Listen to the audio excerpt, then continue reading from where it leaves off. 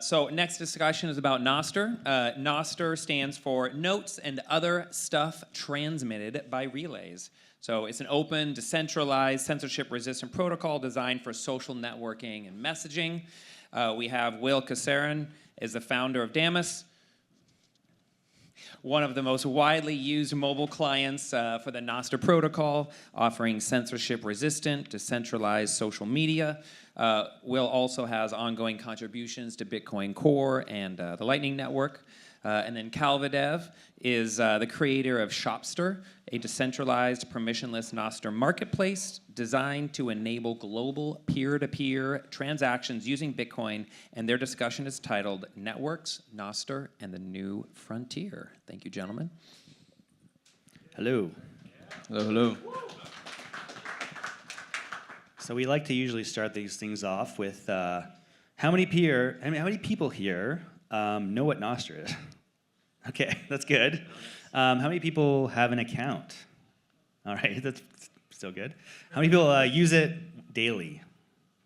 Okay, that's actually pretty good. So we're here to talk about Nostr. Maybe you want to jump in and talk a little about it? Yeah, so I guess to start, because it seems like a decent amount of the audience is actually pretty familiar with Nostr, or at least aware of it. I'd like to ask you, Will, how would you actually describe Nostr to someone? Like, what do you actually see it being? Nostr is basically bringing back the founding and principles and beliefs of the internet. I truly believe that. It's like back in the day, before we had these centralized institutions, the entire internet was built around these ideas about decentralized protocols, email, these things that they're so resilient that they're still used today. Even like email is still used today, and I think we've kind of lost that. We've moved away from that into these like centralized, silos of information that basically are used to spy on you. They're used to track you. They're used to like have power over you. It's like people are afraid to even speak or speak their mind anymore, because if you say the wrong thing, you'll be removed from the internet, and that could actually cost you your business. So. We need to get back to like this original idea of the internet, and Nostr is a new tool to achieve that goal via just making it easier for people to build on decentralized, basically protocols. So that's the way I look at it. And why do you think that like moving away from centralized information silos is actually the right way of going on towards the internet? Because I kind of see, I think as Nostr's progress, we do find that some people, at least like the general population, doesn't necessarily seem to care most of the time, but why is it actually something that's still important? Yeah, it's one of those things where it's like, people don't actually come to Nostr for censorship resistance, because actually most normies don't care about censorship resistance, but they only care about it when they get banned or when they kicked off. So you have like, I always say Nostr is kind of like a support group on the internet for everyone who's been like deplatformed from other, you get like that shared spirit of people who are just really pissed off at, these other platforms. Like even me, like, on Mastodon, I thought Mastodon was like that solution until I got banned from my relay or from my Mastodon instance for talking about Bitcoin. It was like this libertarian free speech instance. I'm like, oh, I'm safe here. I started talking about Bitcoin too much. I guess the instance admin just didn't like me, and then I'm like, okay, so I had to join the Bitcoin hackers, and then it's just like, I don't know, it's just so silly. I forget the question, but no, I think it's true. It's like until there's a reason for people to care, I think we are creating more and more reasons over time. I think one of the biggest reasons that I think we can promote outside of just like the fact your kid could get banned from other platforms is the fact that everything can, in theory, work so well together. Like you can build Instagram, Twitter, all these things and have them all work together. And that's really actually useful for users, but we're not actually there yet. We haven't built all that other stuff. But hopefully once we start building these things, it can actually like, wow, this is actually providing value for me and my company. And it has all these other benefits as well, that censorship resistant. That might even just be a secondary thing at the end of the day. Yeah, and on that, I think that at least like the way that I see, especially as I've like coming to Nostr initially as a user after Jack tweeted about it, about Damus actually, and then like starting to use it, building on it, I kind of now see it more so as like the most valuable aspect of it is actually for the building community, at least at the moment. Like because the censorship resistance and the data transmission is actually insanely powerful for developers and like people that are building on top of it, because now you can just very easily port over data or like pipe into data that's actually live and real and start building your app without having to necessarily worry about, I'm going to get stopped from being able to use the Twitter API or the Reddit API or all these other things that are just gatekept. Yeah, and it's making it easy for people of all ages, like even the like elderly, like Jack Dorsey, who's like coming out of retirement to build a new app built on. Sorry, Jack. No, he's like vibe coding. He's like building this really useful app. Like I've been using Bitchat at the conference, and he just added NIP 17 support, which is really cool. So NIP. Really? So yeah, as of like yesterday, which is why I wanted to test it here. If you update it on your phones, so NIP 17 is a new encryption spec, or new DM spec on Nostr, which basically hides a lot of metadata, fixes a lot of the issues with the original DM spec, which was like rightly criticized.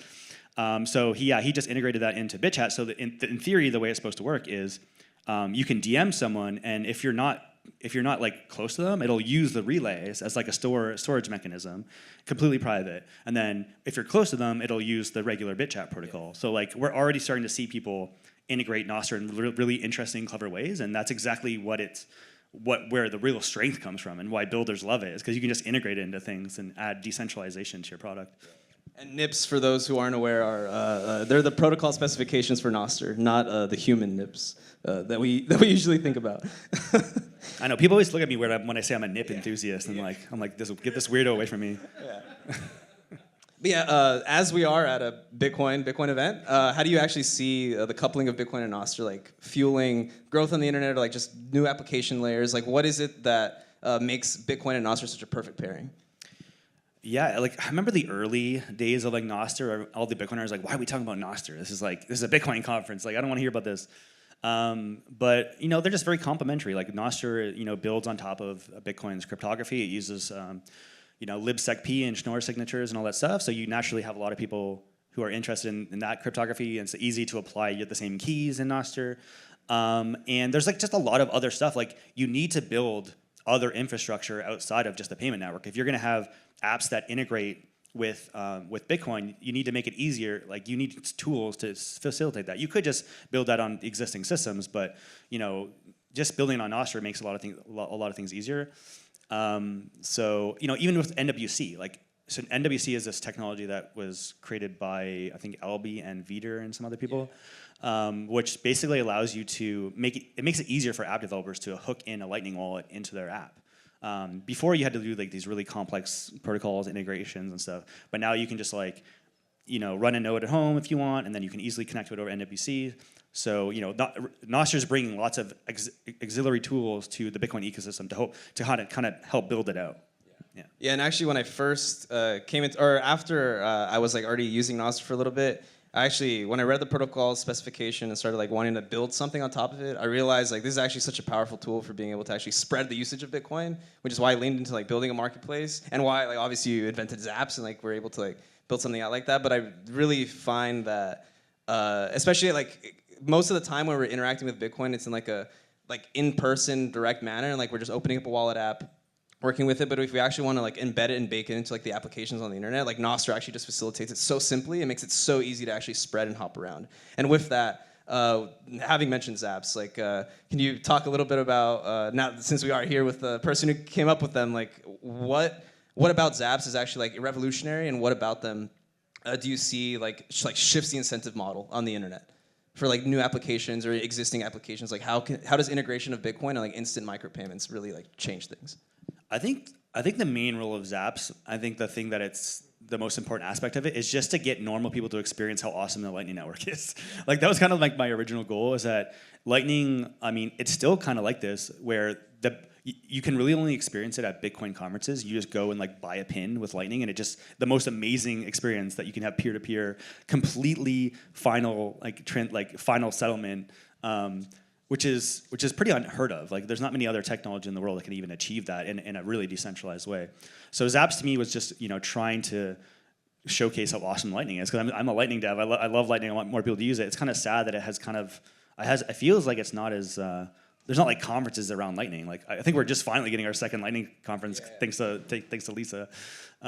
So that's that one aspect of it. The other aspect of it is once people start experiencing like how cool Bitcoin is, it kind of normalizes Bitcoin to a lot of people. It's just that thing that makes it easy to transact online in a freedom preserving way. I don't know. I feel like we're pretty far away from lots of people experiencing that, but I know that's just one thing I could do, and hopefully we can build more technology and make Zaps easier for people. Yeah, and especially having like the past few months, having spent time with a lot more like altcoiners and shitcoiners and stuff, like seeing the way that things are integrated with like USDC on Farcast and all that stuff. It's like it's so clunky. It's actually like just worse technology, but it's like and it's like serfdom tech. It's like it's not even decentralized. Like they can just censor. The fact that so many people are talking about stablecoins is very concerning to me. Incredibly concerning. Like it's basically just CBDCs and like a little bit sugared up a bit, but I don't know why. And everyone's like, well, everywhere in the world uses it. It's like lots of like Central America, like Southern, like they're all using it. I'm like, that's not okay. Well, like, that means we're failing at providing a better solution. Like they're providing a good solution that works for them for their particular issues. Like we also need to be doing that in a way that's also going to enhance and increase freedom in the world versus just rebuilding the old systems with like this technology that seems like it's decentralized, but it's not. So I don't know. Yeah, it's like we've shifted away from central-backed digital currencies to like corporate-backed digital currencies, basically. Like we just completely replaced it with some privatized kind of bastardization of the thing that we were trying to actually build. And I think some people, probably rightly so, like they say I'm too harsh on eCash, but I still feel like eCash is kind of like the same thing. It's like you're rebuilding existing banking systems. I know it's like free banking. It's like better. I get it. It's better than custodial Lightning nodes. But I still I don't know. I don't want to rebuild the past. I want to let's get to a future where it's self-custody is easy and for everyone. Like we're not even close to that goal yet. And we need to be double down our efforts and just really not forget what the founding principles of Bitcoin were. It's like everyone self-custody, not your keys, not your coins. If we lose that, then it's just we're just back in the old times. I don't know.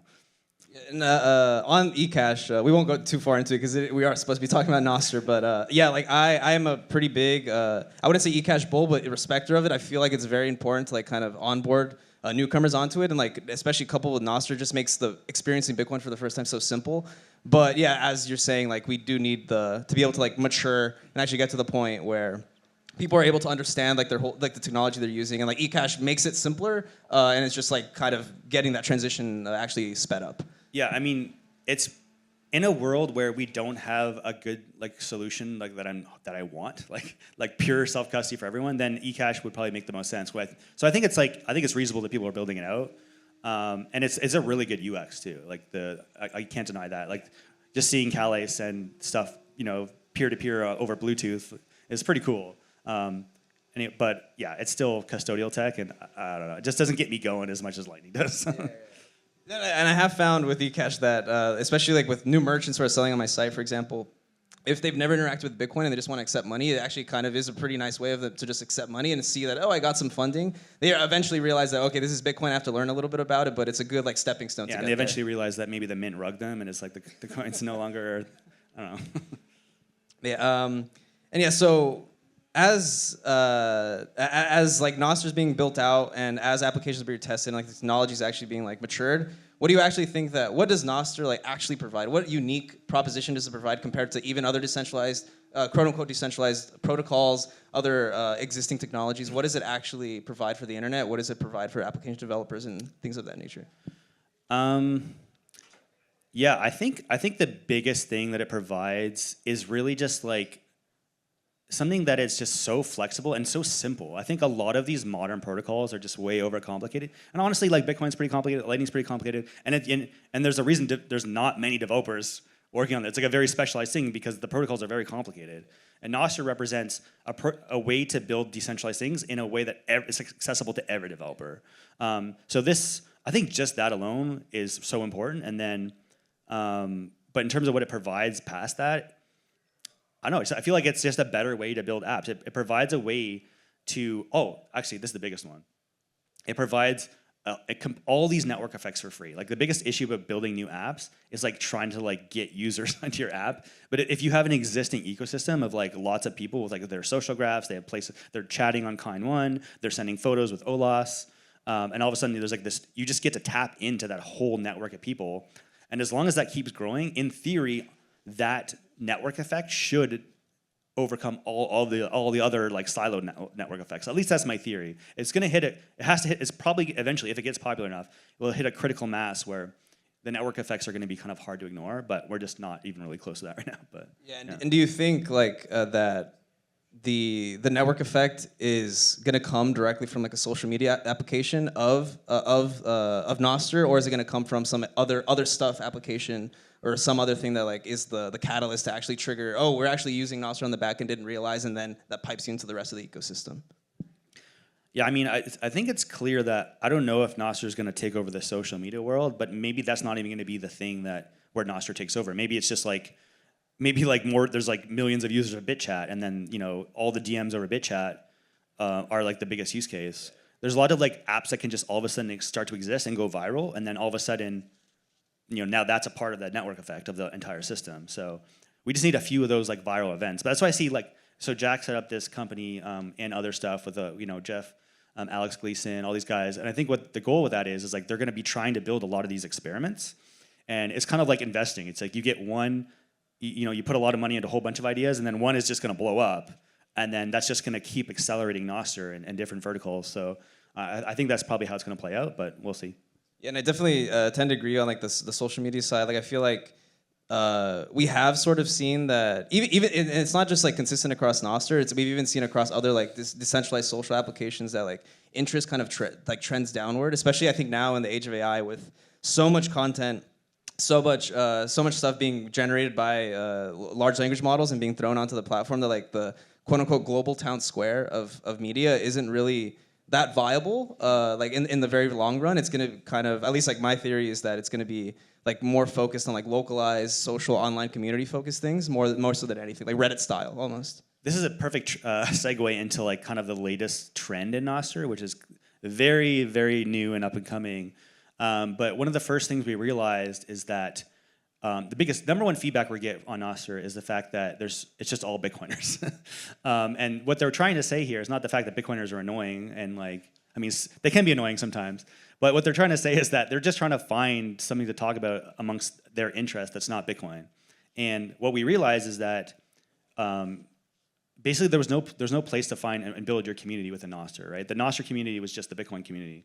So now we're starting to build new community-based apps where you can like create a small closed community and you can all hang out, you can share things, you can chat. And again, going toward that exact idea, like building smaller communities instead of one global community, which I think was an experiment that was tried and Twitter tried that. I don't think it led to people being happier or more fulfillment in their lives. It just turned into like large arguments all the time where people are slinging shit at each other online. So maybe like this more smaller community-oriented mindset is where Nostr will grow, and maybe we'll see. Yeah, that definitely seems to be a function of like the algorithmic like train driving everything and driving engagement and everything. Do you think that like do you think that at some point Nostr will need to like lean into something like that in order to actually gain some sort of growth within the social sphere?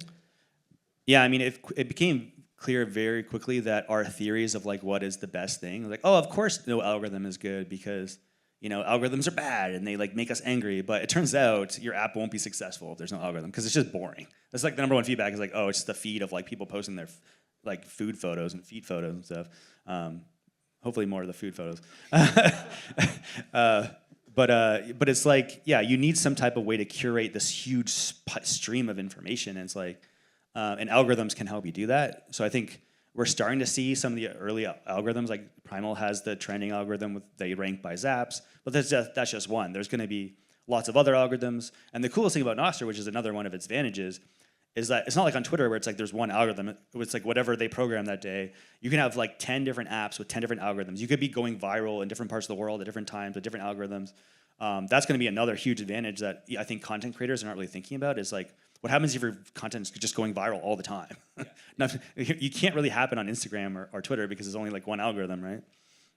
So yeah, there's lots of interesting things. So I think that's one of the things we really want to focus on more this year is just like, add more algorithms, add more interesting algorithms. So there's, still lots of work to be done there. And on a little bit more on the other stuff of Nostr, what is it in the space that you see is the most like promising, most exciting? Like what like integrating AI or any of these things? Like what is it that actually like excites you outside of exactly like maybe just outside of what you're doing with Damus, but also including what you're actually building on? So I'm really interested in to see where the peer-to-peer stuff goes because like I added a peer-to-peer thing in NoteDeck, which is like our new client we're working on. Also, Damus Android coming out soon. Can't say when. Go to Bitcoin Asia, maybe. Maybe there might be something announced there. Hopefully I didn't violate my contract by saying that. But no, this trend to like do more peer-to-peer, like because the protocol is so flexible, like one of the features we added to Notech was a way whenever you send a post, it actually broadcasts it to the network, to like the local Wi-Fi network, using a technique called multicast, which is like, not many people know about it, but it's pretty cool. So if any other Damus Android app was open on that Wi-Fi, it would receive it even if none of them were connected to the internet. If they're all on the same Wi-Fi, you would receive that note. So, so like that's like one form of peer-to-peer, just like Wi-Fi based. And then Jack put together this one that's more Bluetooth based, which is cool. So now I've been talking with Jack. I'm like, would it be cool if I build like this into Notech or Damus Android? Like, what if I add a Bitchat Rust library and I can just like integrate it into Damus Android? He's like, that sounds like a good idea. He's like, you do that. I'm like, okay. So that was something I was doing on the plan, of seeing if I could build a Bitchat library for Damus Android. So you're starting to see these like become more and more decentralized, even more so than we ever thought, and more peer-to-peer. And I just think that's so cool. It's very cypherpunk. I don't know. Yeah, I definitely think that like communication networks are one of the most powerful things that we can be leaning into. And then also, as I'm building like marketplaces or things that at least encourage economic activity, because one of the big things that I've noticed, especially when it comes to like growing on Nostr and like just trying to be like sustainable, if you have like baked in economic incentive models or like Zaps and like things that allow the flow of money to like freely operate, then you're just very easily able to like insert yourself and like say like, oh, you can donate back to development instantly on a single transaction. You're able to like pay for something natively, and Bitcoin really facilitates that growth and like that fuel to grow that. Yeah, I don't know. I was talking to someone about like Vexel and like these like peer-to-peer networks for like buying and selling Bitcoin. I think I was talking to Leah about this outside, and I was like, why don't we just combine Bitchat with like Vexel, where you can have like peer-to-peer mesh networking, be it Bitcoin trading or something. There's so many cool things we can build, and like that would be cool. Like someone should build that, right? So I don't know. I'm excited for the future because I think we're gonna get super cyberpunk very soon, and that's cool. I like cyberpunk features. Yeah, definitely, and it's nice to see like at least in terms of like the marketplace side, things are a little like relatively more slow, just because like the social side was like so focused on early on. But like it's great to see like RoboSats is integrating with Nostr. Like their order book is all on Nostr. You're able to actually like buy and trade stuff with it. It's like super cool. That's, to, like, and that's always been the biggest issue with like order books, is that everyone has their own order book, and it's like there's not enough liquidity anywhere. Like even on RoboSats, I might get like one person in Canada. I'm like, oh, this isn't very. But if there's a protocol and everyone's just posting everything there, and all these different clients just use that same data format, that could be huge. That could like just actually solve a lot of these issues. Well, and what do you think? Shout out to Mostro. I think they're building this. They're building the RoboSats of Nostr. They're also doing something. Oh, Mostro, yeah. Is that how you say it? Mostro. Yeah, Mostro. Yeah, because it's like close to monster in Spanish. Because like I think he's Argentinian, if I'm not mistaken. Okay, yeah. But yeah, that's cool. It's already like working natively. Like you're able to like buy and sell with it. It's pretty cool. Cool. Yeah. And what do you think are some of the biggest hurdles to adoption? Like getting people to use it, because like once they find it. Is it like retention? Is it just being aware of how to use the technology? Like, what is it that's limiting growth? I think people are just kind of like fed up with social media. It's like you're building a new social media product in a world that's like oversaturated with social media, where people probably should be touching grass more than looking at their phone. So I don't know, that's like a big challenge. So people just have really good. I mean, the existing apps are really good, and they don't experience censorship. A lot of time they're just posting photos of their cat. So it's like, what incentive do you have to like go to this app? I think that's a huge challenge. So we need to start creating like value and like showcase these interesting features that can draw people in. Actually, and also just actually provide value for people, instead of just saying, oh, cool, we're censorship resistant and all this stuff. But it's like no one cares. So maybe start building stuff that people like actually get value out of. And even generally, I see that people who do like suffer from this, like getting censored and stuff online, they end up going back to like the exact same platforms, because they're just like, it's like all their friends are there, everyone's there. Everyone's there, so it's just like it's hard to kind of like lean into. It has to actually come from some external thing that draws people in, and then like they just benefit from the fact that the groundwork's laid for you, and they don't have to worry about it. And maybe there's all these like UK things happening with like VPNs and age verification. So I think maybe that'll push a whole new wave into people in the Nostr as a way of getting away from those. So yeah, that might be like a pretty big catalyst. Because I remember I was like trying to set up an account on something, and like I put my birthday as like really recent, because I was like, oh, I don't want to put my actual birthday. And then I was like, oh, I can't access the business account settings in this. And then I had to verify my identity to be able to like access this stuff. And I was like, this is ridiculous. So I just like quit it, deleted it, and I was like, I don't even want to deal with any of this information. So it's like crazy that, yeah, like in some sense, like the big tech companies are sort of kind of pushing us towards coming to Nostr in like in some way, just naturally. But yeah, we'll see how it actually plays out. Yeah, I mean, they're probably going to be our biggest promoters. Just doing their government regulated tasks. It's just going to push more people to Nostr and decentralized protocols. Yeah, and coming close to the end of this, what do you think like the next year, 5 years, 10 years of Nostr development actually looks like, and like what do you actually think success for Nostr is? How does that like realize itself? I mean, I think a big sign for success is if we just started seeing a lot more Nostr integrations into things. Like you see like the blue sky icon on a lot of websites everywhere, but like it's like the centralized shitcoin of a social network. It's like why is that integrated into everything? So you can tell it's like people don't really care about the fact if it's decentralized or not. So like how do we if we get it into the collective consciousness of everyone, that would be cool. If people so if there's more people using it in their products, using it in like if there was in a Microsoft product or something, that'd be kind of cool. Just like more big companies adopting it. So maybe they'll see it as a valuable thing for their users, but who knows? I don't know. I think they mostly want control, so they probably won't care about it. Yeah, and I definitely think that as the ecosystem's been evolving, that one important thing that like Bitcoiners and like developers need to kind of catch up with is like actually kind of going out there and marketing their product. It doesn't necessarily have to be just like ads or the other stuff that people kind of get annoyed with, but like actually just going out, talking to customers, finding like the actual value proposition that comes from like what is it that I'm actually building for you, and do you actually need it? Does it benefit you highly? Are you able to grow your business, build your brand, like do the thing that you need to do with my application? And it just happens to use Nostr.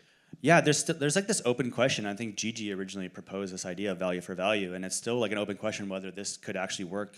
At scale, I think it works amazing. Like, even when I just first joined and when I created Zaps and I launched it for the first time, like I think I've gotten over a Bitcoin worth of Zaps, which is pretty crazy. I'm like this like random nerd online, but like if a random nerd online can get that much sats just from posting about like app updates, imagine if you're like a business or celebrity and people are like sending you like tens of $1 million on posts with like anyone be able to stop that. I think maybe that's going to be the aha moment, but we need to.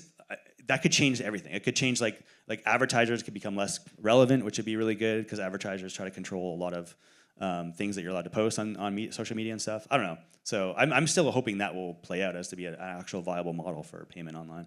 Yeah, 100%. Definitely very exciting to see where things will end up. And yeah, with that, we can open up the floor for questions if there are any. Thank you.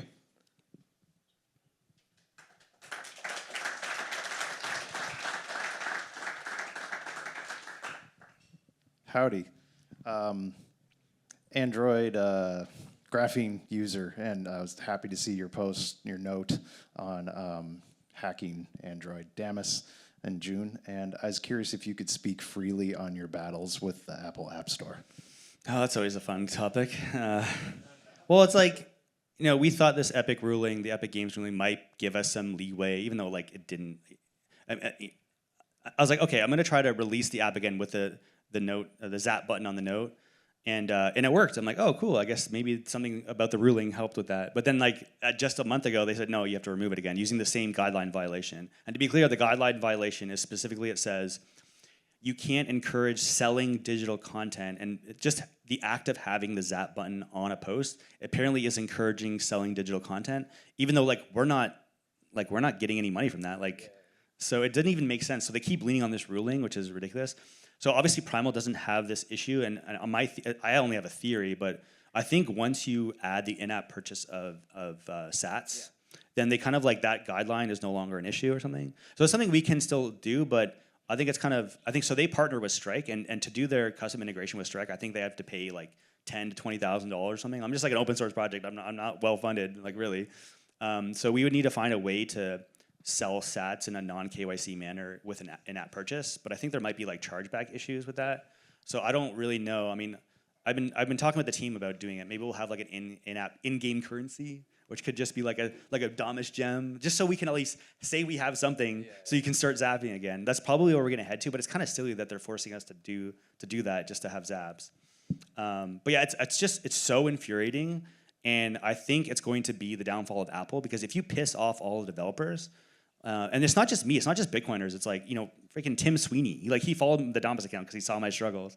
the guy who's like runs Epic Games, and he's been in a battle with them for like so long. And there's just like this, yeah, there's just the feeling within the dev community where it's like Apple and also Apple itself seems to be going downhill like rapidly. So everyone's kind of angry and pissed off, and I don't know. So that's why it's like I'm just happy to be able to just drop an APK in my tester group, and I don't have to ask permission from anyone. It's like that's how it should be. Like why am I asking permission to do anything? Like I'm in Bitcoin. I'm not here to ask permission from people to do stuff. Like come on. Switch to graphene. Hey, thanks for talking. Something you said earlier about the app ecosystem, like to me the biggest thing Nostr would, like the value is that ability to like jump in between things. And in my opinion, as soon as Apple lets us take the key, you know, they sell great devices. Why can't we just keep our identity and then add it when we want to? I think Nostr teaches that better than anything, but what I found is when I'm trying to like get people on board, I see like maybe a Nostr app for the musicians to be, you know, solely focused on music, or one for the visual artists or the developers. That is probably like, I think the apps will win. Like this whole getting people to understand is the hardest part that I'm trying to like, what do you give them to say like, this is your identity that you can take anywhere? How do you like teach that to people? Yeah, and it's hard because like I think the biggest issue is that people are just been so used to this idea of like username, password, and email password for everything, and it's like that's just been the hardest thing to get away from. So maybe like passkeys are helping a little bit with that, but people already kind of have that experience with like Apple logins. Like, and just like, so to them they would think that like, oh, what do you mean? I already have my Apple ID. That's basically my identity. So again, I don't even know if you can go that angle and say like, oh, this is. But I do think that being able to go between like having data in one app show up in another app, that's like something that even with an Apple ID you can't really do. Like all the apps are siloed in the existing ecosystem. So, yeah, so you know, just opening more things to. So I think that's going to be a big aspect of it. Yeah, and you mentioned something there about like the apps are gonna win. Like I do definitely think like one thing that as the Nostr space in general has kind of not been necessarily doing wrong, but at least the thing that I see is that can definitely be improved is that we market Nostr to like end consumers, which I think is not the correct route of doing things. Like it should be for like it should like encourage people should be aware of the technology, and it should encourage people to like use it and interact with it. But like the big thing that should be done is like people should be marketing like Damus, people should be marketing Primal. Like they should be marketing these things, and then just underneath, it's like a backdoor of like introducing someone to Nostr. Once they actually find some value in an application, then they're like, oh, I have this identity that lets me tap into the whole rest of the network, and that's just like that's eye-opening, and that actually unlocks the true acceleration. At least I think. And there's like this natural urge, I think this capitalistic urge to like silo your users and have control.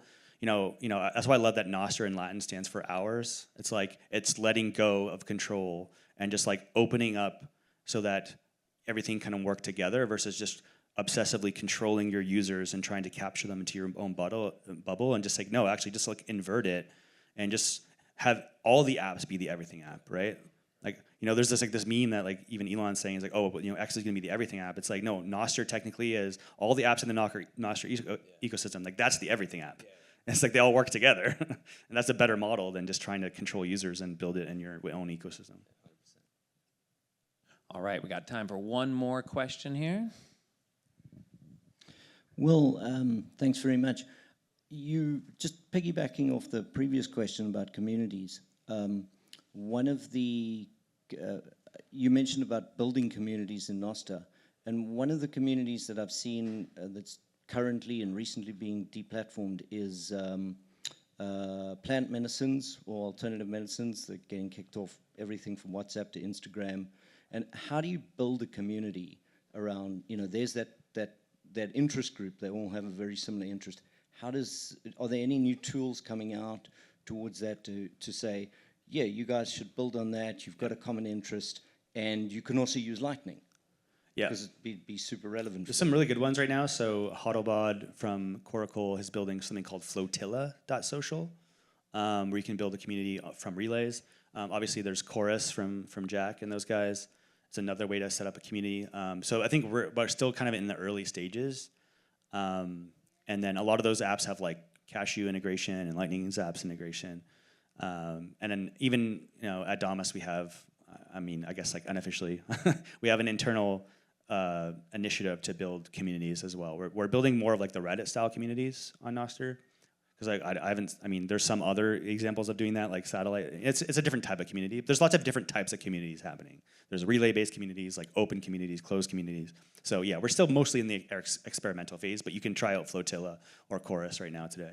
Yeah, and it's actually it's funny that you mention plant medicine stuff because on Shopstr actually there's a couple people who do sell their own plant medicines, like this guy called Permanerd and Blockchain Yogi. So you can also like bootstrap it from like actually starting to sell online and just like do it unrestricted. No one's gonna stop you, and then you can just from there you're already connected to the social graph, so you can just bring them in and they say like, hey, I'm on Nostr, you can buy here and you can talk to me here directly. So it's a good way of like kind of coupling the two.